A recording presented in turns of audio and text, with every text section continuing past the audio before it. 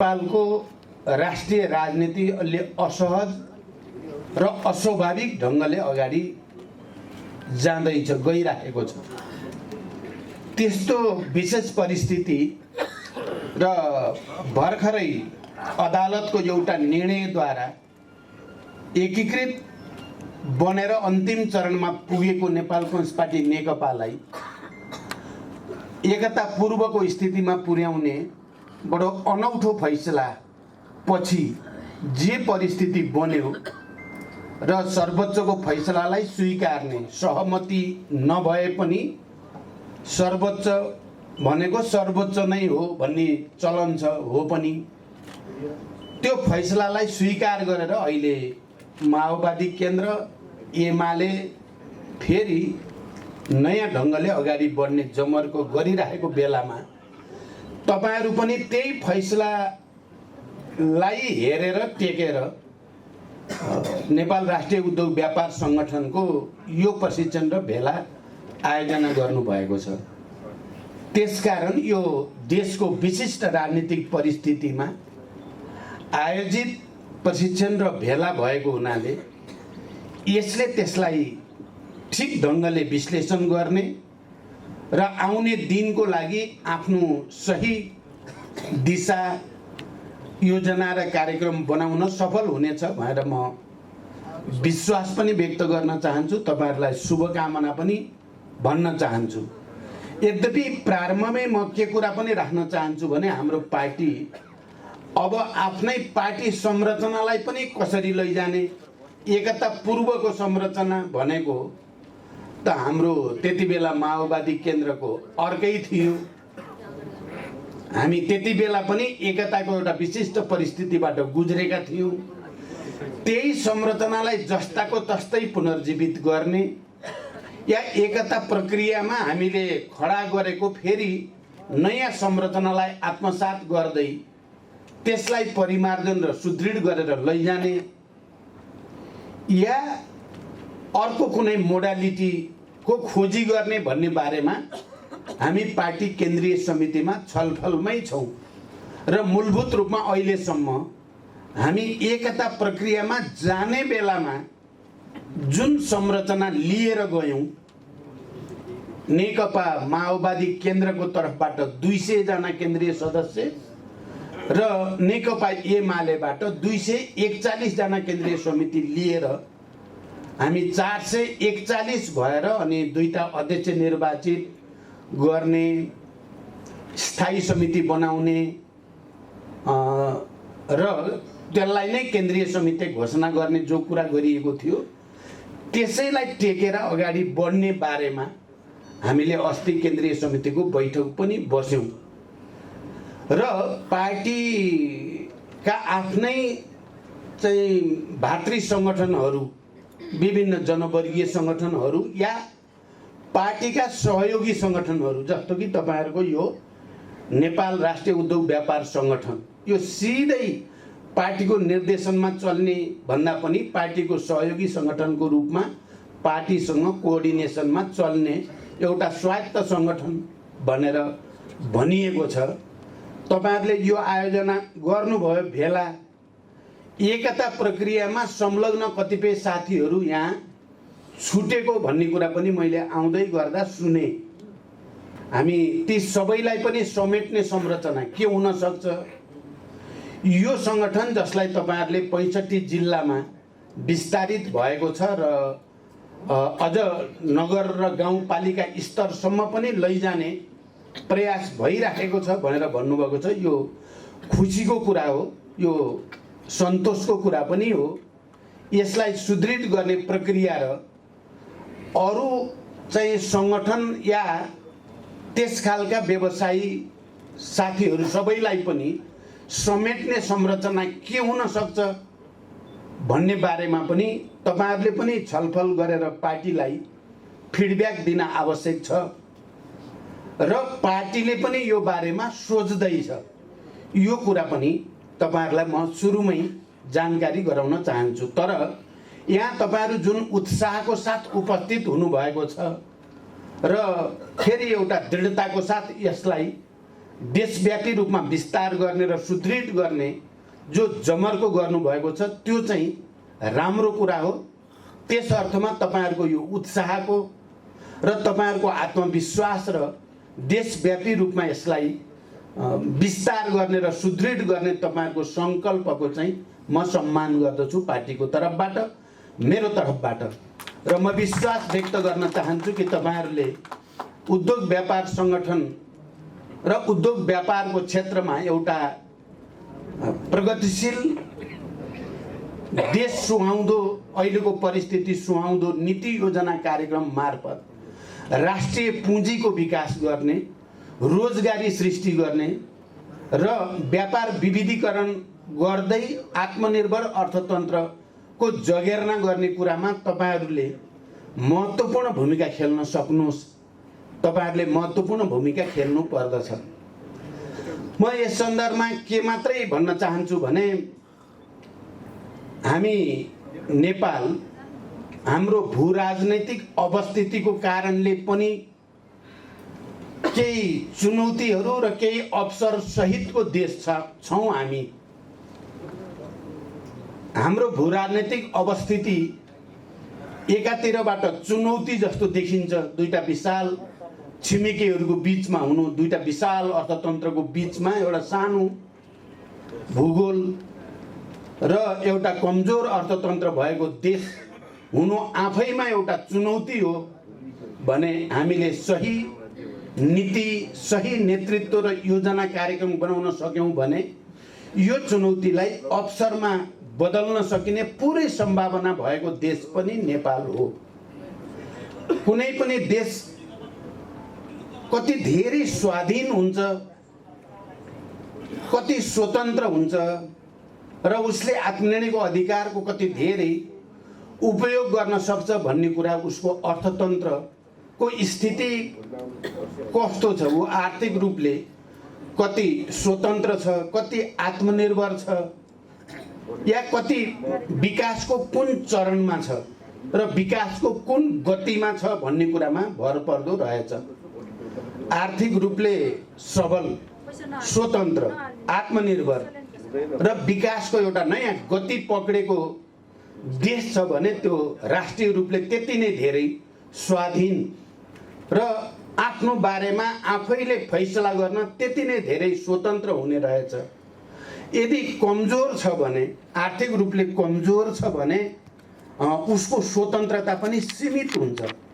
ऊ कहीँ न कहीँ बलियो अर्थतन्त्रको चपेटामा र त्यस्ता देशहरूको चाहिँ कुनै न कुनै किसिमको प्रभावमा या स्वाधीनता र स्वतन्त्रताको आत्मसम्मानको सङ्कुचनको स्थितिमा जाने हुँदो रहेछ। सायद हामी नेपालीहरूले यो कुरा धेरै वर्षदेखि महसुस गर्दै र यो परिस्थितिलाई बदलेर हामी आफ्नो बारेमा आफै फैसला गर्न सक्ने, नेपालको बारेमा नेपालीहरूले नै निर्णय गर्ने, चाहे त्यो आर्थिक विकासको क्षेत्रमा होस् या राजनीतिक निर्णय लिने स्वतन्त्रताको क्षेत्रमा होस् या सांस्कृतिक सामाजिक सबै विषयमा होस्, त्यसको प्राप्तिको निम्ति हामी दशकौँदेखि, अझ खास गरी भनियो भने राणाशाही विरोधी आन्दोलनदेखि त हामी यही विषयमा लगातार सङ्घर्षमा छौँ।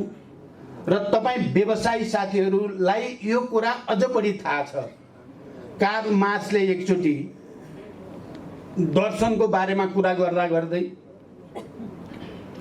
अर्थतन्त्रको चाहिँ क्षेत्रमा अनुसन्धान गर्दै गर्दा एउटा व्यवसायीले मानिसहरूको बारेमा सजिलै त्यो सही छ या गलत छ भन्ने कुरा सजिलै छुट्याउँछ, किनकि त्यो व्यवसायीले व्यवसायको क्षेत्रमा उसले इमान्दारी त अपनाएको छ कि बेइमानी भन्ने कुरा उसले एउटा सानो व्यवहारबाट सजिलै पत्ता लगाउँछ। तर हाम्रा दार्शनिकहरू, हाम्रा विद्वानहरू धेरै अध्ययन गर्छन्, छलफल गर्छन् र तर सानो सत्य पनि पत्ता लगाउन उनीहरूले धेरै गाह्रो पर्छ।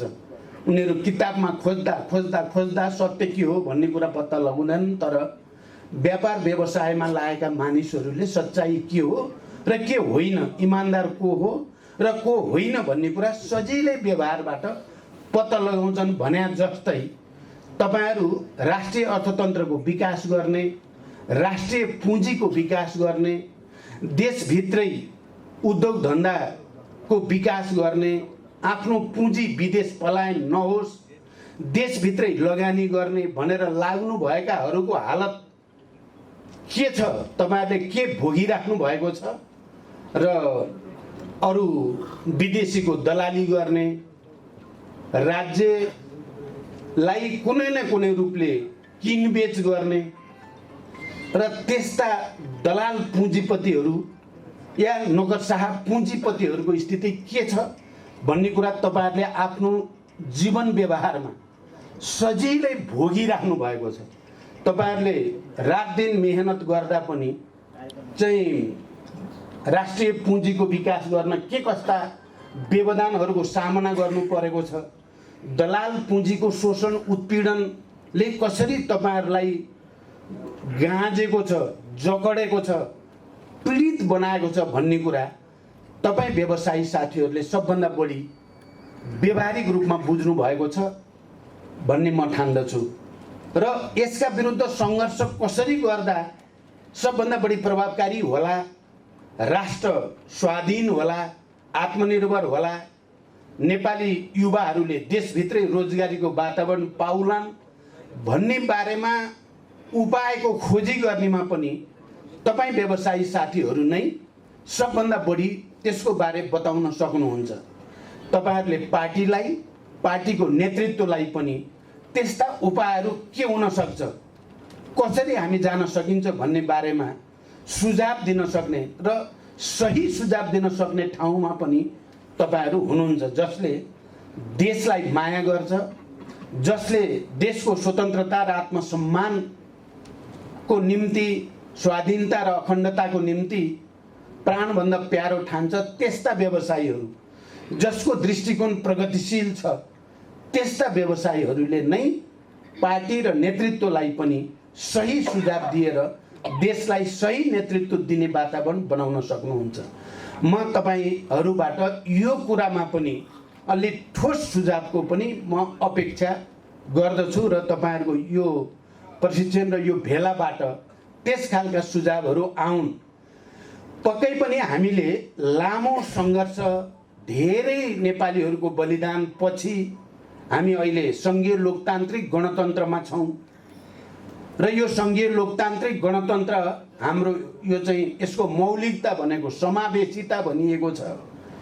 यो लोकतन्त्रको विशेषता समावेशी र समानुपातिक लोकतन्त्रको रूपमा रहेको छ। यसको केही मौलिकताहरू छन्।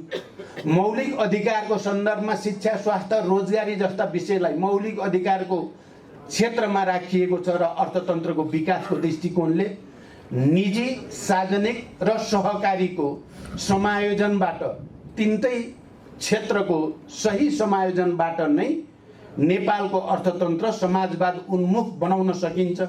समाजवाद उन्मुख अर्थतन्त्र, समाजवाद उन्मुख राज्य चाहिँ बनाउनको लागि निजी क्षेत्रको भूमिकालाई पनि हामीले समुचित रूपले स्थापित गर्नुपर्दछ, त्यो भूमिका दिनुपर्दछ।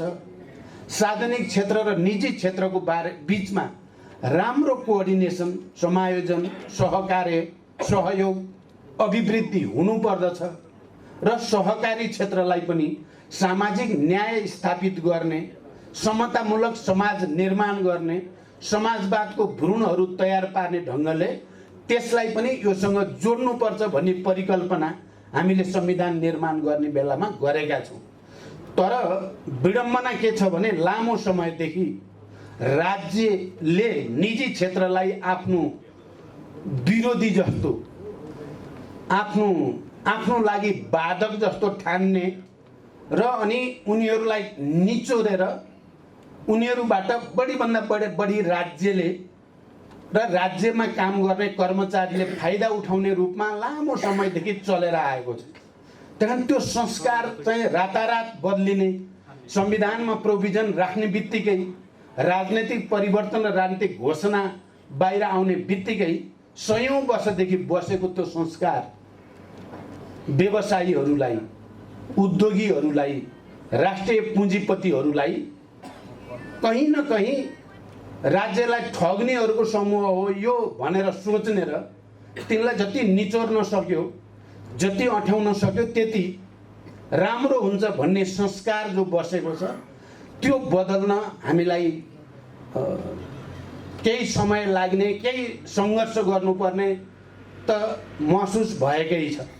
सजिलै र रातारात त्यो संस्कार बदल्ने भन्ने कुरा सम्भव हुँदो रहेनछ। त्यो संस्कार बदल्न एउटा लामो अभियान, लामो चाहिँ मेहनत र सङ्घर्षबाटै गुज्रिनु पर्ने हुँदो रहेछ।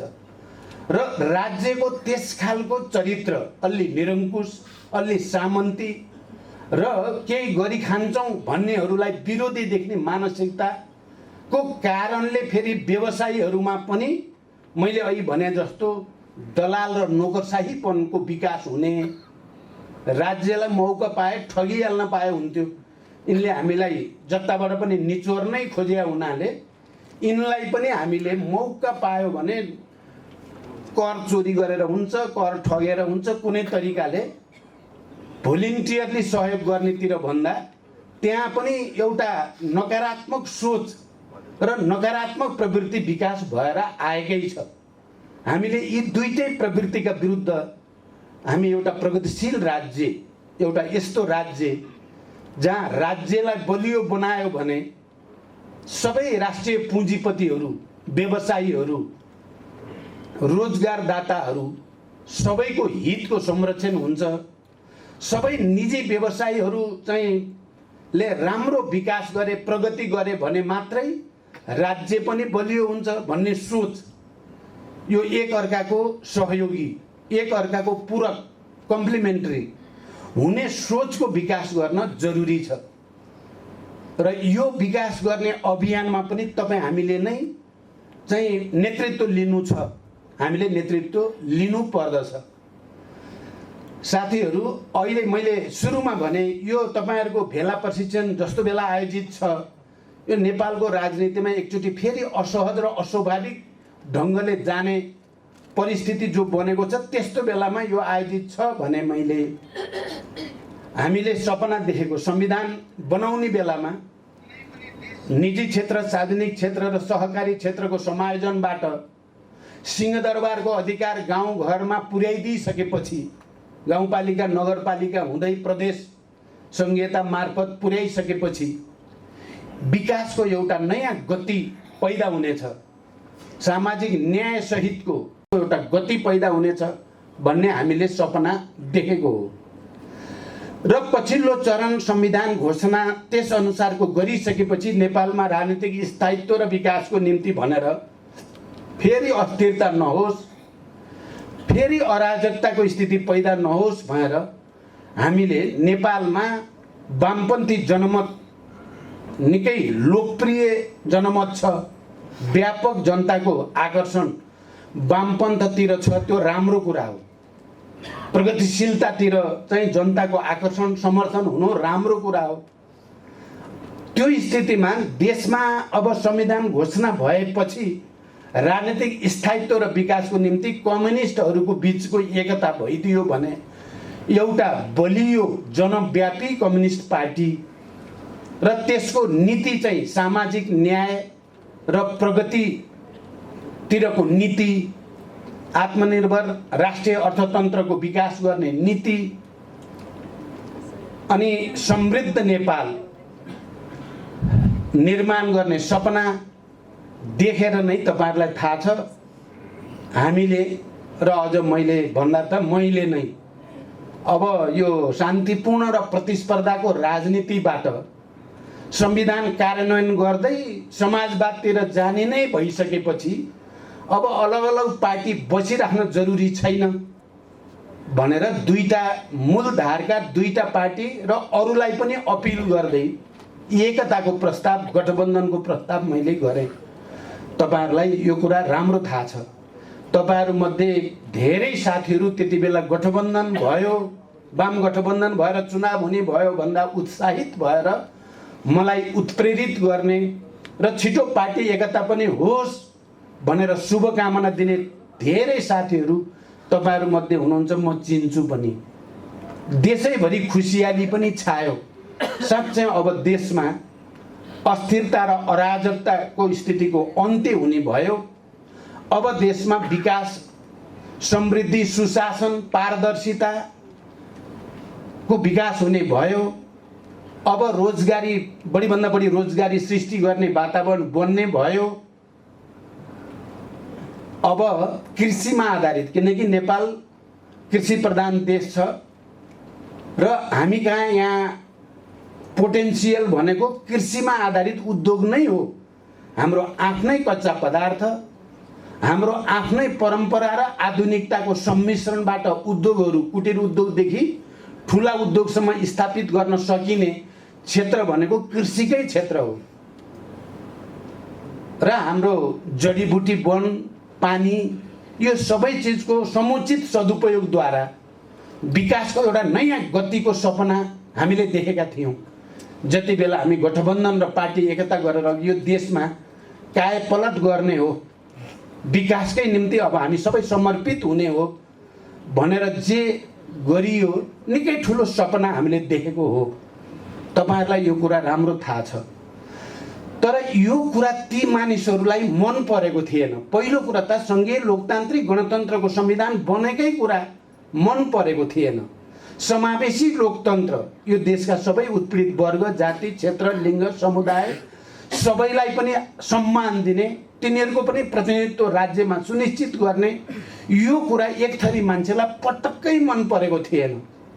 हिजोदेखि सामन्ती निरङ्कुशतन्त्र राज्य चलाएका र त्यसलाई लुटेर चाहिँ वैभव हासिल गरेका मानिसहरूको एउटा सानो समूहलाई त मन परेको थिएन। जनताको विद्रोह, जनताको आन्दोलनको बलमा तिनीहरू पछाडि त धकेलिए, तर पुँजीको तागत, अनुभवको तागत, राज्य मेसिनरी भित्र उनीहरूको चाहिँ सयौं वर्षदेखिको पकड भएको हुनाले उनीहरू मौकाको ताकमा थिए यसलाई उल्ट्याउनु पर्छ भन्ने। कारण यो संविधान अहिले यिनीहरूले बनाए पनि त्यसलाई कुनै न कुनै दिन त कागजको खोस्टोमा परिणत गर्न सकिएला नि भनेर षड्यन्त्रका ताना बाना बुन्न थालेको शान्ति सम्झौता भएदेखि नै हो। व्यवसायी मित्रहरू, तपाईहरुले यो हेर्नु भएको होला। मलाई त म नेतृत्वमा शान्ति सम्झौताको गिरिजा प्रसाद कोइराला र म हस्ताक्षरकर्ता भएर सम्झौता गर्दै गर्दादेखि मलाई राम्रो अनुभव छ, अनुभूति छ। मैले नजिकबाट देखेको छु कसरी त्यसलाई असफल पार्नको लागि विभिन्न क्षेत्रबाट कसरतहरू भएका थिए। संविधान बनाउने बेलामा के कस्ता कसरतहरू भए, चुनाव गर्ने बेलामा के कस्ता कसरतहरू भए, वाम गठबन्धन नहोस् र यो कम्युनिस्टहरूको बीचमा एकता नहोस् भन्नको निम्ति के कस्ता कसरत भए भन्ने कुराको सबभन्दा नजिकबाट हेर्ने, भोग्ने, पीडा महसुस गर्ने भित्र म पर्छु नेपालमा। तपाईहरुले मलाई त्यो ठाउँमा राखिदिनु भएको छ, त्यसकारण मैले त्यो सबै समस्याहरू झेलेर संविधान घोषणा गर्ने ठाउँमा पनि देशलाई ल्याइयो, शान्ति सम्झौतामा हस्ताक्षर गर्ने ठाउँमा पनि देशलाई ल्याइयो, संघीय लोकतान्त्रिक गणतन्त्र घोषणाको ठाउँमा पनि ल्याइयो, चुनाव पनि गराइयो, झन्डै 2/3 बहुमत जनमतलाई पनि केन्द्रित गरियो।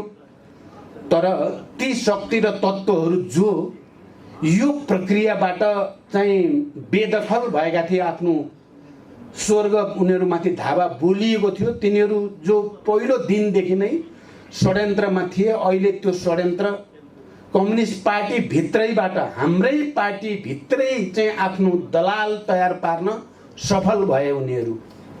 पार्टीको जसलाई अर्को अध्यक्ष बनाइएको थियो तिनै अध्यक्षलाई एउटा दलालको रूपमा, मोहराको रूपमा प्रयोग गर्न त्यो वर्ग, त्यो तबका, ती शक्तिहरू अहिले तिनले एउटा सफलता प्राप्त गरे र संसद विघटन गर्ने, संविधान छेदविच्छेद बनाउने, लोकतन्त्र मास्ने।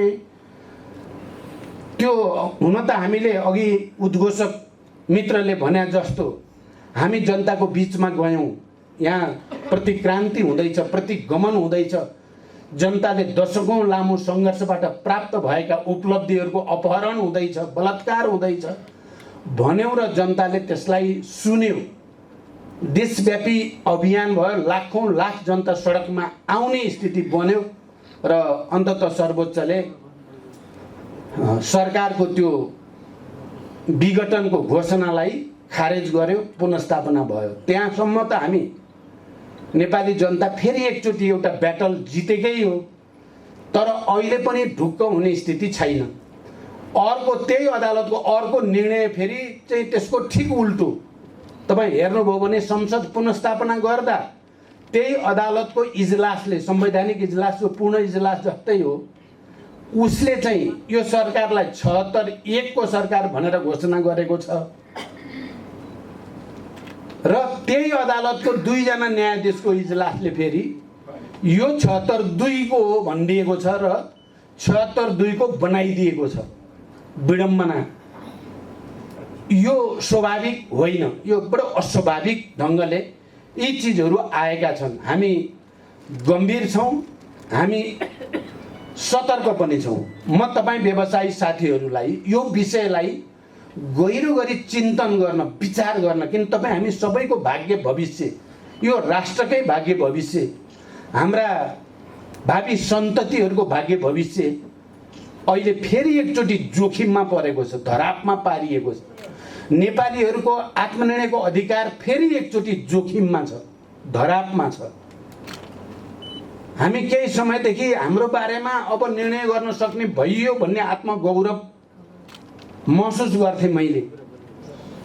शान्ति सम्झौतामा हस्ताक्षर गर्दै गर्दा, संविधान सभाबाट संघीय लोकतान्त्रिक गणतन्त्रको घोषणा हामीले गर्दै गर्दा, संविधान सभाबाट संविधानको घोषणा हामीले गर्दै गर्दा, कम्युनिस्ट पार्टीको एकताको प्रस्ताव लिएर गठबन्धन गर्दै गर्दा र चुनावको नेतृत्व हामीले गर्दै गर्दा एउटा आत्मगौरव हुन्थ्यो कि नेपालीहरू अब हामी हाम्रो बारेमा कसैको दबाब, कसैको हस्तक्षेप, कसैको डर धाक धम्की होइन, हामी आफैले निर्णय गरेका छौँ।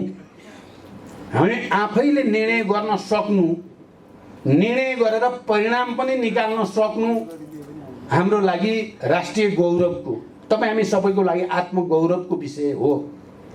तर अहिले फेरि एकचोटि हामी निरीह हुन थाले हौँ कि हामी नेपालीहरू फेरि एकचोटि नराम्रोसँग हेप्पिन थाले हो कि नेपालीहरूको निर्णयको अधिकार छैन, तिमीहरू निरीह हौ, निरीह नै रहिराख्ने छौ भन्न पो खोजिए हो कि तिमीहरू चाहिँ अलिक बढी गर्यौ भने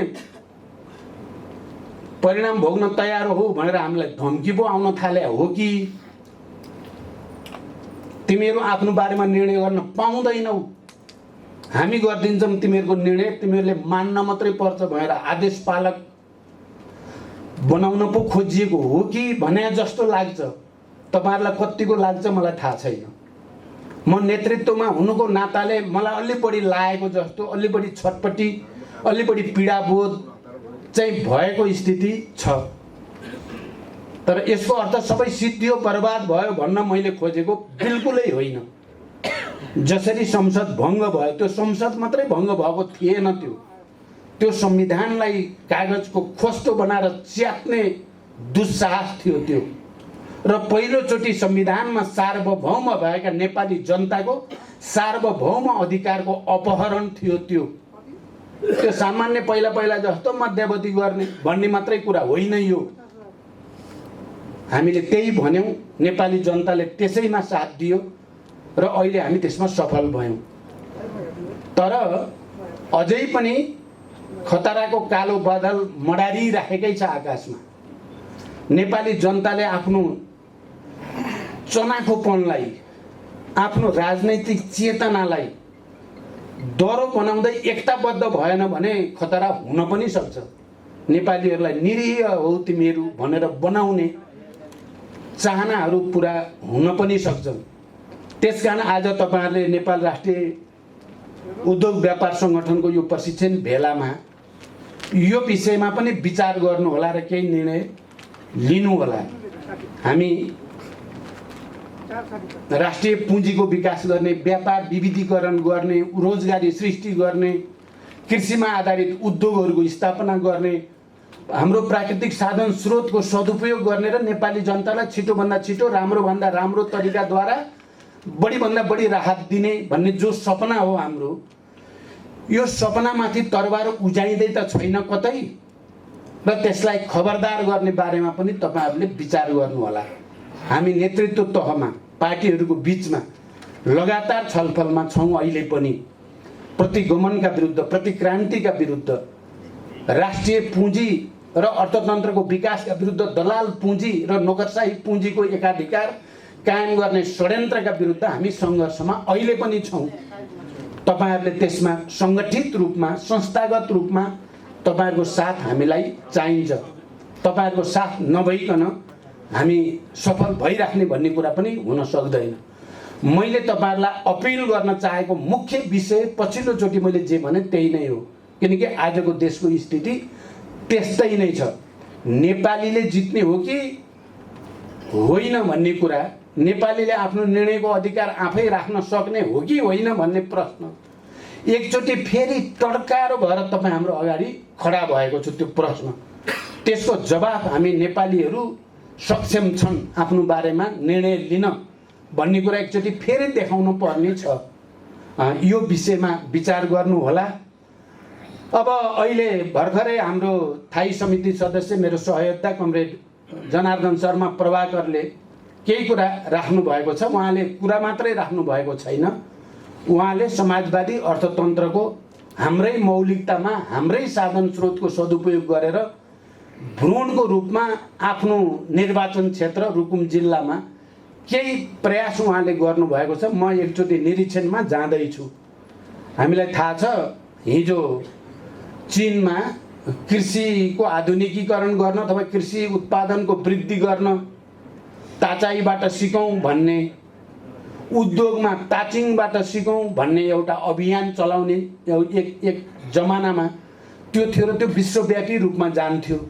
हामी पनि निजी, सार्वजनिक र सहकारी क्षेत्रको चाहिँ सहकार्यमा चाहिँ हाम्रो समाजवादी अर्थतन्त्रको भ्रूण हामीले बसाउनु छ र त्यो मुख्यतः कृषिमा आधारितै हुनुपर्दछ। त्यो मुख्यतः ग्रामीण क्षेत्रलाई बलियो बनाउने, ग्रामीण अर्थतन्त्रलाई बलियो बनाउने नै हुनुपर्दछ।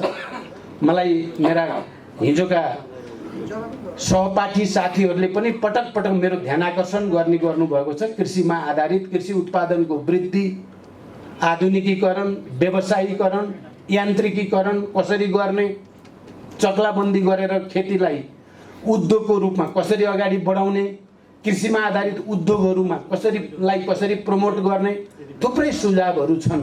हाम्रो ध्यान त्यहाँ छ। तर फेरि पनि मुख्य कुरा त यति बेला राजनीतिक स्थायित्वको सुनिश्चितता गर्ने कुरा एजेन्डाको एक नम्बरमा फेरि आएर उभिएको छ र हामी सबैले त्यो एजेन्डालाई चाहिँ स्थापित गरेर अगाडि जान जरुरी छ। मैले सुरुमा भने यो उद्योग व्यवसायको क्षेत्रमा सबैलाई समेट्ने संरचना के हुन सक्छ, तपाईहरु त्यो पनि सोच्नुहोस्। र हामी बदलिएको परिस्थितिमा पार्टीको संरचना र हाम्रा जनसंगठनहरूको संरचनाको बीचको समायोजन कसरी गर्ने हामी सोच्दै छौं। तपाईहरु पनि हामीलाई फिडब्याक दिनुहोस्। यही अपिल गर्दै तपाईहरुको सफलताको शुभकामना। सायद तपाईहरुले खाना नै खानु भएको छैन, मैले बोल्दै जाँदा तपाईहरुले खाना खानु भएको छैन भन्ने कुरा बिर्सेछु। म यति भएर आफ्नो कुरा टुङ्ग्याउँछु र सफलताको शुभकामना भन्दछु। धन्यवाद। अभिवादन।